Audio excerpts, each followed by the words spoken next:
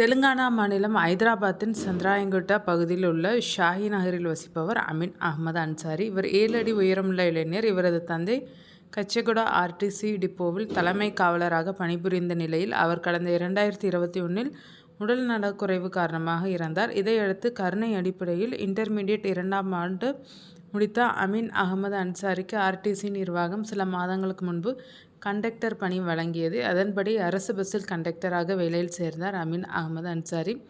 பணியில் சேர்ந்த பிறகு புது சிக்கலை எதிர்கொண்டார். அவர் 7 அடி உயரம் உள்ள நிலையில் பஸ்ஸின் உயரம் 6.4 என்பதால் அவரால் நிமிர்ந்து பஸ்ஸில் பணி செய்ய முடியாத நிலை இருந்து வந்தது.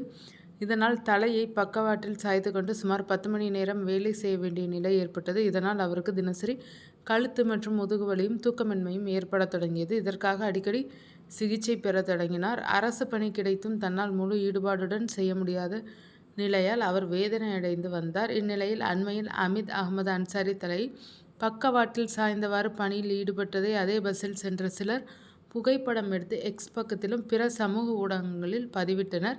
இந்த காட்சி தெலுங்கானாவில் வைரலானது. இதை அறிந்த முதல்வர் ரேவந்த் ரெட்டி உடனடியாக போக்குவரத்து அதிகாரிகளை அழைத்து விசாரித்தார். அமீன் அகமது அன்சாரிக்கு அதே துறையில் அலுவலக பணி வழங்கும்படி உத்தரவிட்டுள்ளார்.